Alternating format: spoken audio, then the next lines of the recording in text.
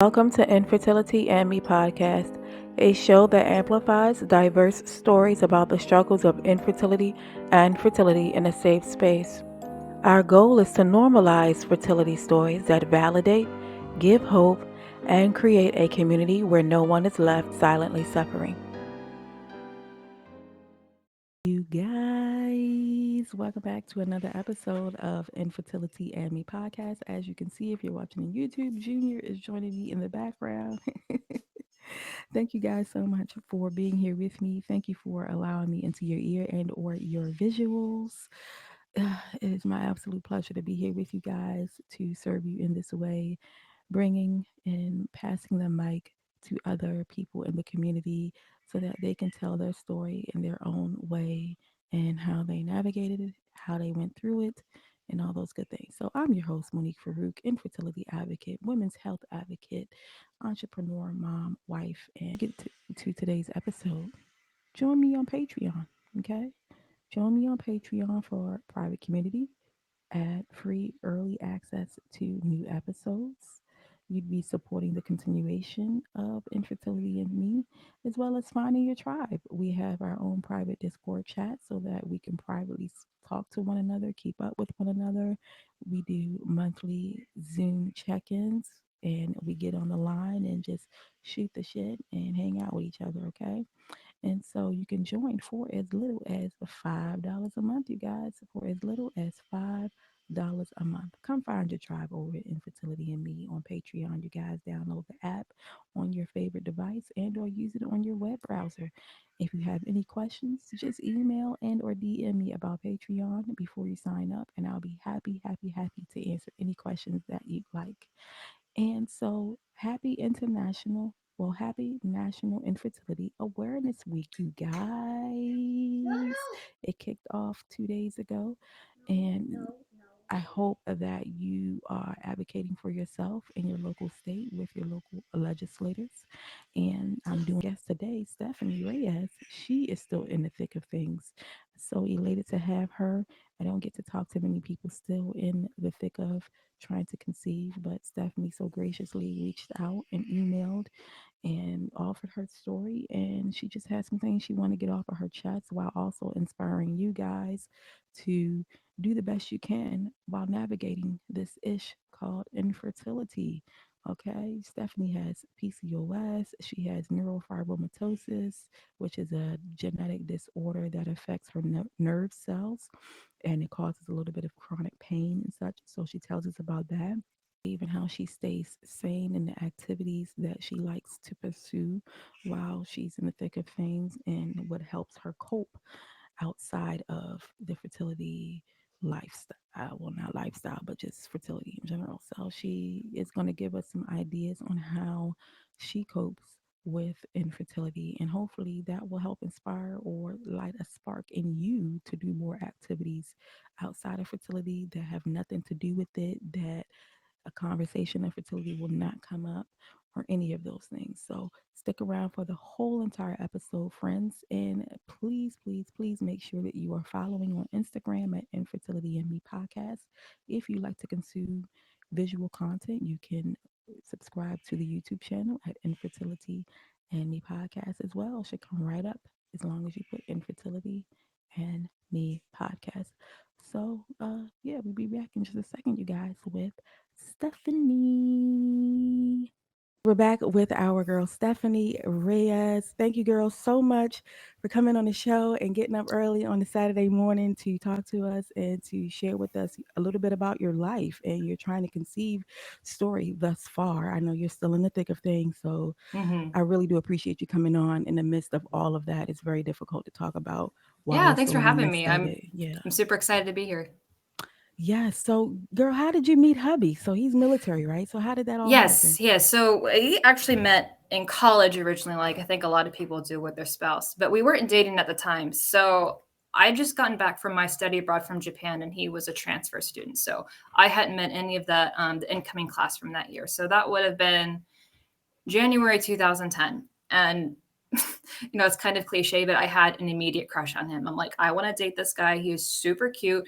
oh, he's dating kind of a Mm-hmm. scary soccer player, so maybe I should back off. But we got to be really good friends. He was in the fraternity that I had hung out with a lot. We went to a really small college, so most of the girls would kind of gear toward one fraternity, and his fraternity was like the gamers, the kind of the, I don't want to say outcasts because I love them all dearly. So he ended up with them. So we talked a lot.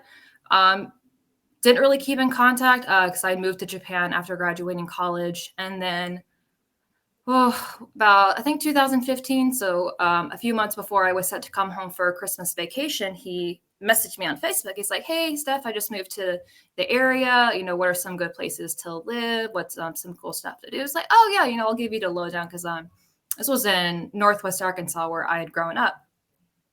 And then when I came back a few weeks later for Christmas, he's like, "Hey, do you want to go out and get some drinks?" Like, yeah, sure. And then it all just kind of fell from there. So we started dating 2015, and then he moved to South Carolina for work. He was working for a logistics company at the time, and then I was there for a little bit in Charleston. Then I moved to Hawaii, and then he joined the Coast Guard, and the Coast Guard is what brought us here to Maryland. So we've been together 7 years now, and then married for 2. Okay, okay. Wow, you guys have been on a wild ride. You've done so much Yes. together already. It's so crazy. Yeah. Oh man. Yes, and our girl Stephanie is in Maryland just like I am. So we're like kind of neighbors. We're not that far from each other actually. Like an Uh, hour maybe. at the very most, yeah, depending on how much traffic is on the highway. Yeah.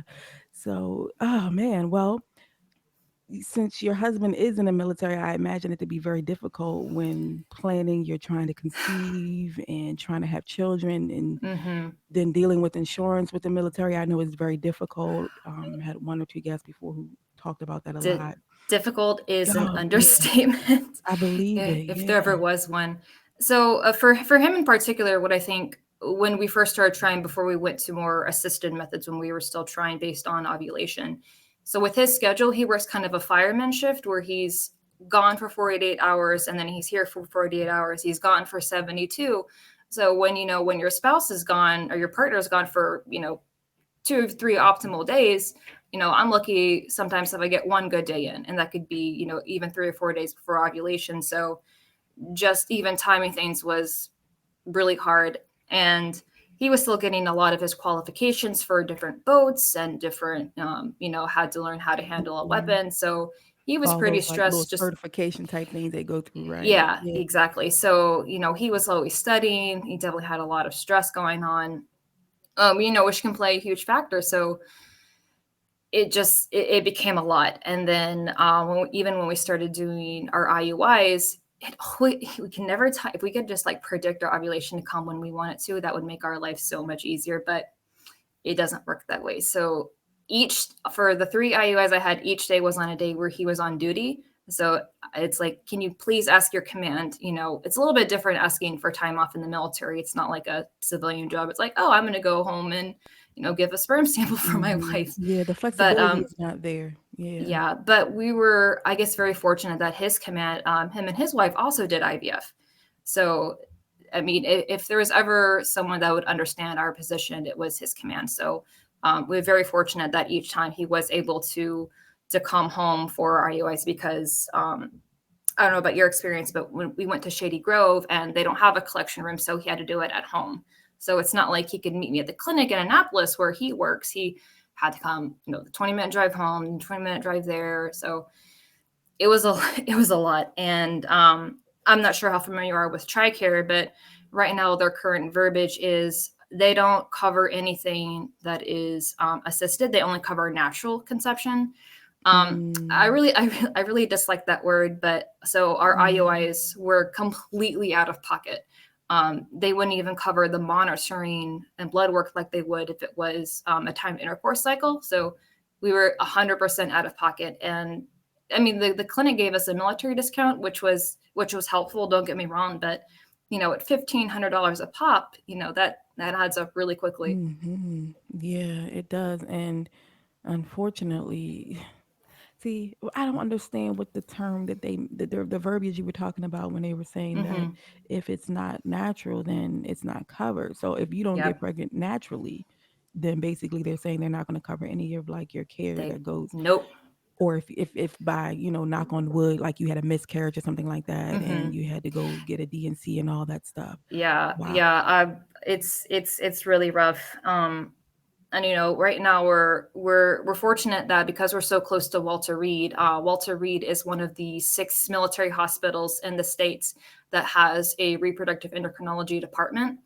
And Mm, because Walter Reed is also a teaching hospital, they have fellowships and are obligated to have a grant funded program. So we're going to be able to start IVF in the spring at a severely discounted rate compared to Shady Grove, and it also includes the cost of medication, which alone can be, up to $10,000. So we're just blessed and very fortunate that we're going to be able to do this through Walter Reed, because if not, we'd have to be looking at living a child-free life, and I'm not ready to come to mm, that to have that discussion yet. So I'm mm-hmm. just very fortunate that because he's in the military and because of our proximity, where we ended up, that we have the opportunity to do this. So, And I you know, think, and I bet that was a battle even getting to this point of being it able was to research, like doing the research, you know what I mean? Like, because of course, insurance is not going to tell you about all the things that the benefits no, and the loopholes, and they don't want you not to at know all. about the loopholes. They don't want Mm-mm. you to know about these facilities like Walter Reed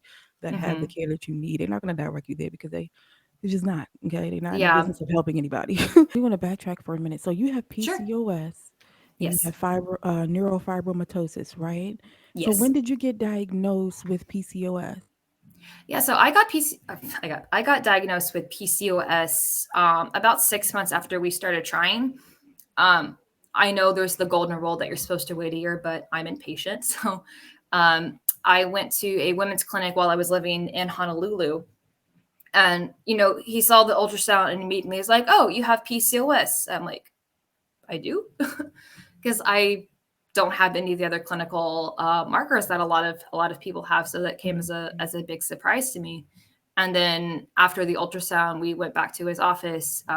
He gave me an article about metformin, started me on that, and then a month later, we were on Clomid and trigger shot timed intercourse cycle. Wow. So how did you go about processing your diagnosis? Because it sounds It like things move fairly quickly after you were diagnosed. it's I was talking with my husband Jose about this recently, and I think I was more frustrated because I remember distinctly when I was about 19 or 20, my periods were horrible, they were super irregular, and I'd asked the OBGYN, our nurse practitioner at the time, it's like, "Hey, can I have my hormones tested, because someday I know I'm going to want to have children."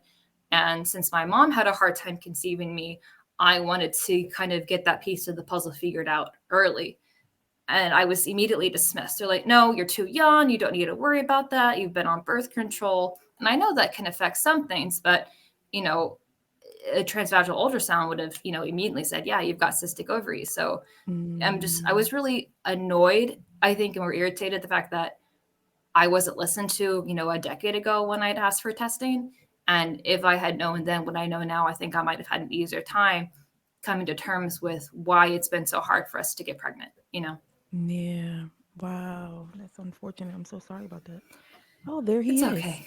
So the Hmm. neurofibromatosis, there, how does that affect your ability to conceive? And I know it's like you have chronic pain Yeah, and so you have, so neurofibromatosis, it's a genetic condition.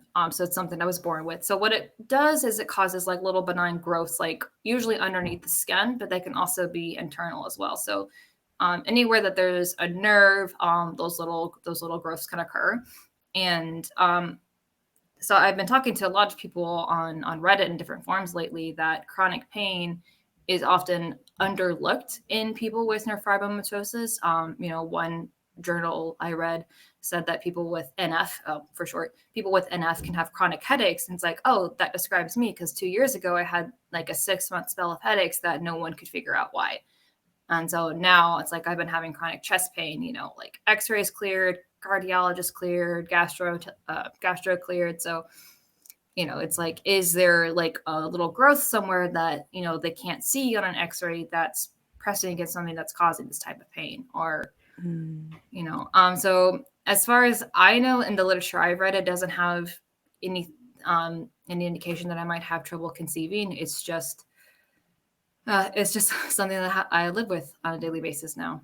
Yeah. How does that affect you physically? I know you have headache spells and migraine Yeah, spells. really, it's more. Oh, what's the word? I don't want to say superficial. That's not the right word. But a lot of these growths, 'cause some people get growths on their face, so a lot of people can get really self Okay. conscious of that. Sometimes the I think growths I've can seen it. be, Yeah. yeah. Sometimes the growths can be large enough where people want to have them surgically removed. I only Hmm. have a couple, and really, to me, they look kind of more like large moles. So I don't really think anything of it. It's just like, oh, yeah, Hmm. it's just there. Mm. So the thing with neurofibromatosis is it's a dominant gene condition. So neither of my parents had it. I just was a spontaneous mutation. So I have a 50% chance of passing it on to any of my children. You guys have been trying to have a baby for how long now? 2 years this month. 2 years. So Okay. an unfortunate anniversary. Okay. Yeah. Yeah. That's you guys have dual factor infertility though, right? So Yes. at what point did you guys get diagnosed with male factor infertility as well? Tell us a little bit about that part of the Yeah. story. So it was right around the same time that I had gotten my testing. So I asked Jose, it's like, hey, do you mind doing a semen analysis? He's like, yeah, sure. Um, so he went through his insurance. He got that done. And I say he got it done, but when we got the results, nobody ever called to explain to us what they meant. So I went down the dangerous rabbit hole of Dr. Google and seeing, like what the different Mhm. parameters were. Um, so I know I'm not a professional by any means. So the best I could tell was from the analysis that they did is we probably have some borderline motility.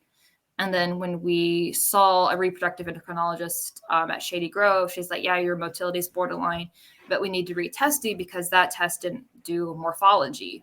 And then so when we got it redone, we found his morphology was at 2%, which for any of you that are more familiar with this, like anything below 4% is considered abnormal. That's like the fifth percentile for WHO. So because of the morphological issue as well as some motility, whenever we start IVF, we're going to have to do ICSI. So where they put this, Mhm. they pick a good sperm and they inject it Right, into the directly. egg. Yeah. Mhm. Hmm. Mhm. So yeah, Wow. we've got we've got a lot of factors working against us, Yeah, unfortunately. yeah, unfortunately. And I see there's other people in the community that I know of that have dual factor, but it's not something that I come Hmm. across very often. Hmm. Having these discussions and then just, connecting with everybody online and such. Wow. So I know that must have been very difficult trying to process all of you guys' roadblocks to parenthood. And so you're at the point where you know pretty much everything that's going on with you guys, with yourself, your husband, and your overall health as a couple.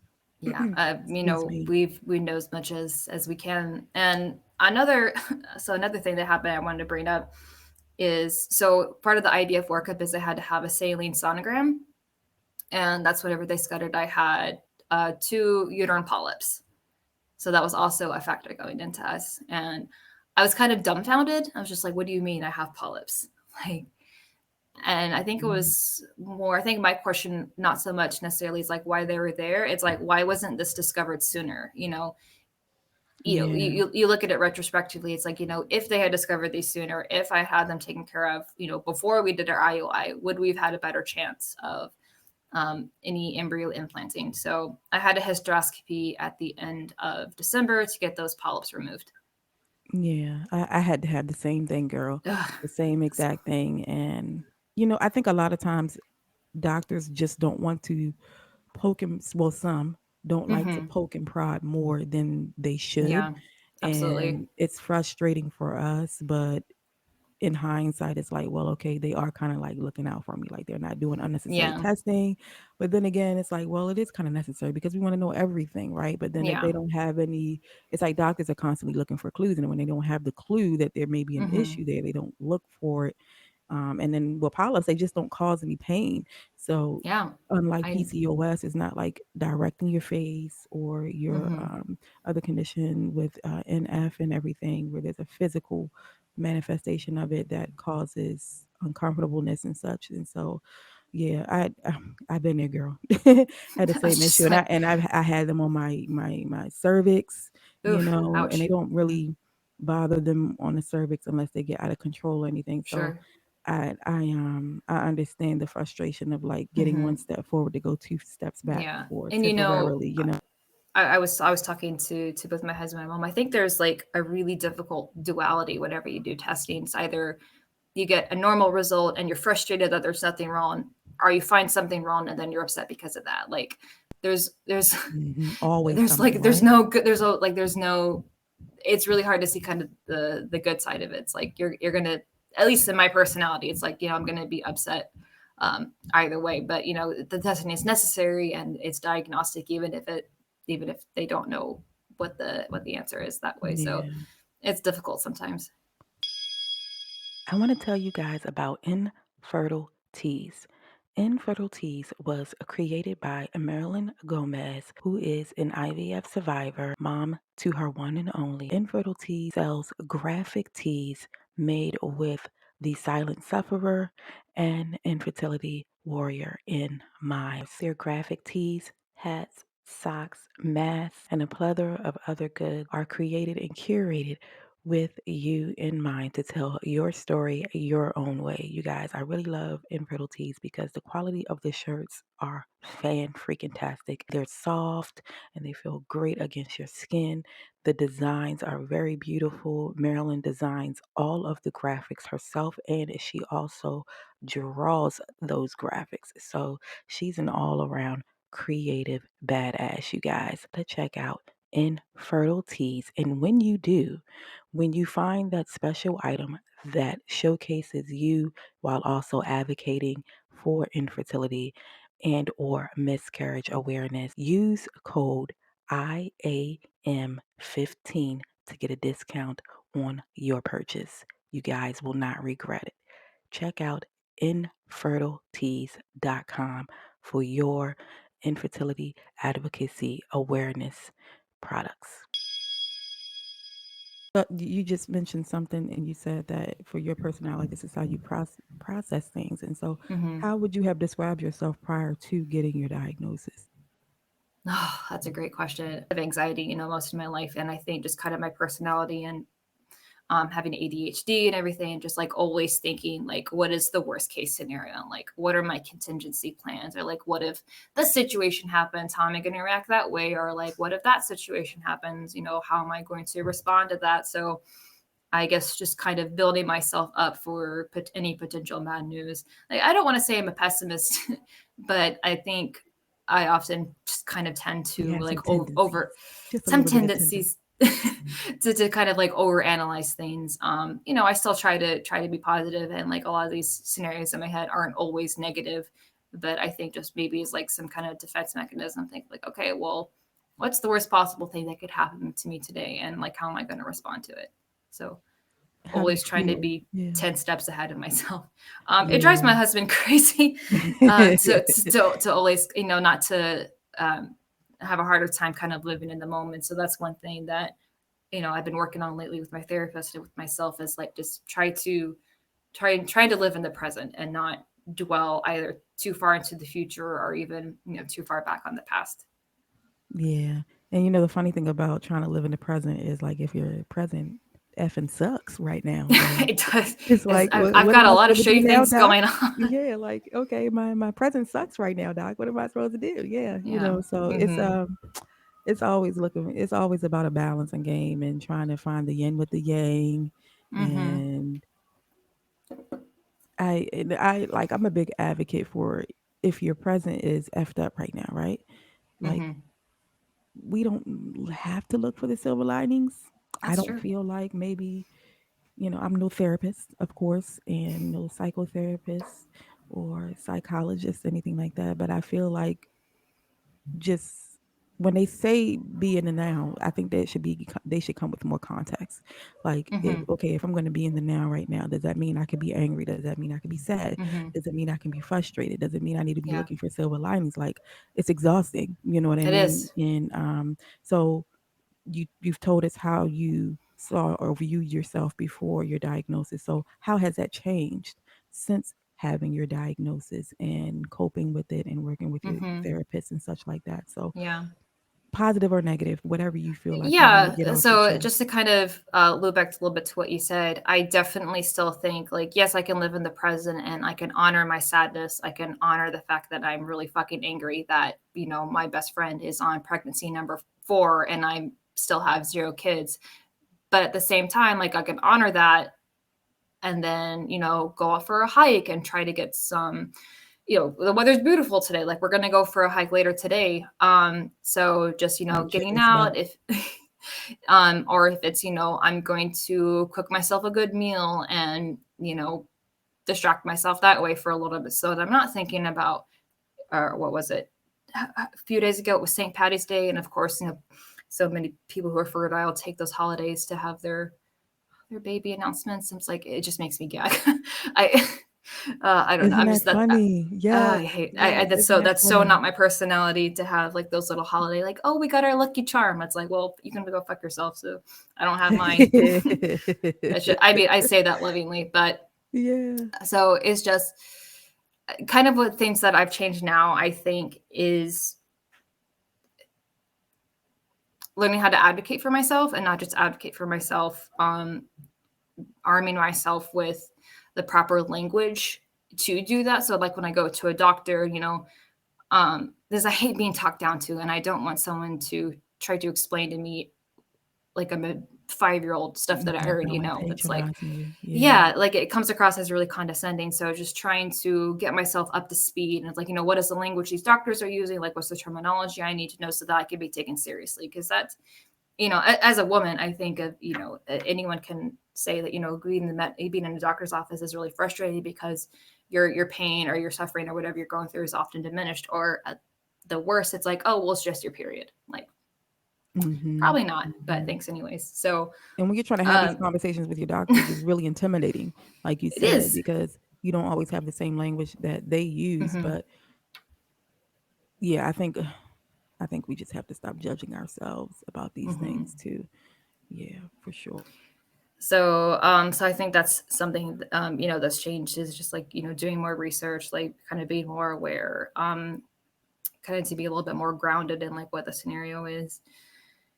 Um, you know, I guess today, if you're to ask me like how changed, like I just feel there are so many days where I'm just really sad, and it's just it's just really hard to find the motivation to keep going sometimes. But I'm going to do it because the goal at the end of this is to be a mom, is to be a parent, and to have a child with my spouse. And I'm going to do anything, go to the end of the earth to make that a reality.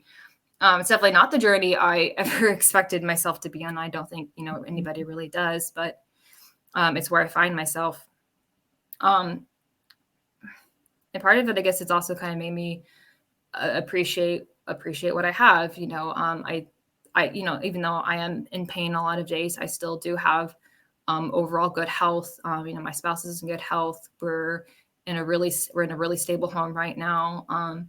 Also, we're looking at adopting a dog, so that's something to look forward to. Mm-hmm. So just trying to, even though yeah, there's some things that really suck right now, some things I wish I wasn't going through, but also trying to find other things I can do to occupy my time and to look forward to and to try to grow, try to continue to grow as a person. And what have you found yourself doing more of as far as the activities you like to involve yourself in? You were just speaking about going hiking today and doing all Yeah, the things you love. sure. So I recently just because my chest pain got so bad, I recently had to quit a job that I really loved. But the good thing about well, I don't say the good. Well, the nice thing about being home all the time is now I can actually cook because before I was working such an odd schedule. I worked from 11 to Mm, 7. So, yeah, yeah, that's a it's hard weird to shift. eat lunch at 10:30 and then I can't eat dinner Mm-hmm. until like 8:30 at night. So, I went to a lot of, microwave food, instant ramen, that kind of stuff. So now it's like I actually have the time to sit and cook a meal. I have time to look up really cool recipes because I used to be really into cooking. Um, and that kind of got away from me. But now I can, reignite that passion I used to have of looking up a recipe I've never heard of until I saw some YouTuber try it. It's like, oh, I can make that. I'll look that up. So Learning how to make like a peanut soup from Ghana was one that I Mm, recently made, which was really tasty. interesting. So doing different food, and then also, um, or better at the same time we're starting IVF, I'm going to be going back to school, which I'm really excited about. What will you be studying when you go back to school? I'm looking into studying behavior analysis because the job I was working prior was working with children with autism. And I love that job. That was such a Mm, rewarding job. It's like mhm. I want to do what my supervisor's doing. Um, so I'm going back to school to become to do what she does. So it's about a year and a half program, and it's going to be mostly out of pocket. I'm trying to find some military scholarships, so I've got a few Mhm. that are in the process of that. So yeah, I'm really looking forward to that. I liked being a student, especially in grad school. So I'm really looking forward to that. So I've still got a lot of. I have to remind myself sometimes that I still got a lot of really good things going for me. Absolutely, It's just this one absolutely. this one little piece. It's I one little feel part like of life that's a little just this extra up tiny right this now. tiny this tiny little part of how does Yeah. Stephanie get pregnant? Yeah, so small, but so very so vastly important, right? One of the most important things you'll ever do is to be able to give your spouse and yourself the gift of an extension of yourself as of a child, And so I resonate with that. You guys know I have a 5-year-old now, so I understand it when you feel like you fulfilled career wise and everything else, and then Hmm. this void is still there, and trying to fill it and make yourself feel whole in any way you kind of. And I'm Hmm. just glad that you're doing things that are productive, productive to your well-being and doing things that you love. And Hmm. in conjunction with that, I wanted to ask you, how were you preparing for going through IVF within the next Hmm. year, along Yes. with going to grad school, and along with potentially having your spouse deployed while you're Yeah. going through You the know, cycle? so I'll touch on the deployment factor first. So fortunately, if he did go, he'd be, shoot, where the hell is it? Yorktown, Virginia, which is not a super long way away from me. So it's not like he's going to be in New Jersey, where the Coast Guard, their main training facility is. So even though, yeah, he's not going to be that far away, is his command going to let him go one day for a medical appointment? That's not his. So I reached out to some of the military spouses, who have their husbands or their wives went to Yorktown, and someone's like, no, they're not going to let you go because it's not a medical emergency on your part. And then someone's like, well, they might let him go depending on what they're training for that day. Someone's like, you know what, I'm not gonna hang on a what if. So we I immediately sent him to Walter Reed to get a frozen sample. So we've got we've got sperm on ice. Should we have to use a frozen sample as opposed to a fresh? So just trying again come up with that contingency plan there. So trying to get that in the works. My mom is, I love my mom's so dear. She's going to be coming to Maryland in May, and she's going to be the one doing my medication management because by training she's a nurse. So if there's Wonderful. anyone, if there's anyone I trust to do my injections, that's going to Yes. be her. So Yay, she's going to mom. be here. I know, God bless her. And then I guess as far as me, I was speaking with my therapist the other day, and like pretty much right now we're on a break, and sometimes I feel, and I think a lot of people feel, it's like, okay, well, if I'm on a break, then I'm not doing anything and I'm not being productive, and that's like the worst thing that could happen right now.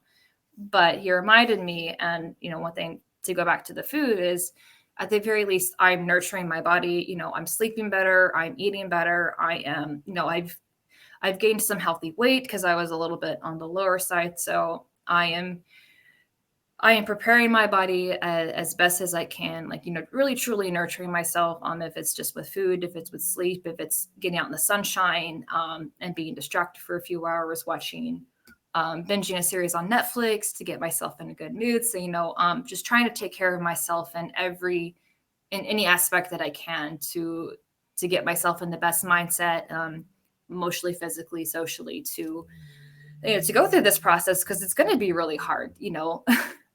So just trying to prepare myself as best I can. And I think that's really all I can ask for myself right now is to do the best I can. Yeah, that's all you can do. And then at the end of the day, we can prepare and we can prepare and we can prepare, but we don't actually know how we're going to react when something happens. Yeah. We just set our intentions, is what I say a lot of Yeah, times. Like, I set like your that. intentions, you know. So, are you nervous? I think it really depends on the day. To be completely honest, I think there's definitely a duality. It's like, yeah, I'm super nervous, but I'm also, today I feel hopeful and I'm gonna hang on to that. But some days I'm absolutely fucking terrified. Of Hmm. any Hmm. number of, there's so many things that could happen that aren't. I don't want to say go wrong because I'm trying not to think that way. There's so many things that could go differently than how I anticipate them to go, which is hard enough to emotionally manage in itself. So yeah, I'm nervous, but today it's a good nervous, because it's a nervous because I'm going through something really incredible, you know. Just the whole science behind the IVF, it still blows my mind that that Yeah. this is something that's a reality and has been. The first baby was born in 78, 79, I think. Um, so just the fact that this is a reality is just amazing. And yeah, I'm nervous and I'm grateful and I'm terrified and I'm excited. Just like all of these things simultaneously. Yeah, I think that's quite normal. So it sounds like you're normal, girl. You're Yeah, normal. just perfectly normal. Perfectly normal. And you're managing it. And I'm glad you're getting help. And I'm rooting for you guys. I truly am. And Thank it's you. an opportunity that so many of our brothers and sisters in the community don't get to have because they don't have the money, the insurance, or the extra income to be able to even afford the medications if they have coverage, And so people are doing all kind of creative things, working part-time at Hmm. Starbucks, Yeah, and yeah. For that you would say to yourself moving forward and to others in the community to offer a bit yeah. of Oh advice, gosh, hope, yeah, or hope. tell And infertility to kind of, fuck off, whatever you got to say. gosh, I think, gosh, there's so many things. I wish I could tell myself 2 years. And to your point you made earlier, and something I have to tell myself is like, whatever you're feeling, it's normal.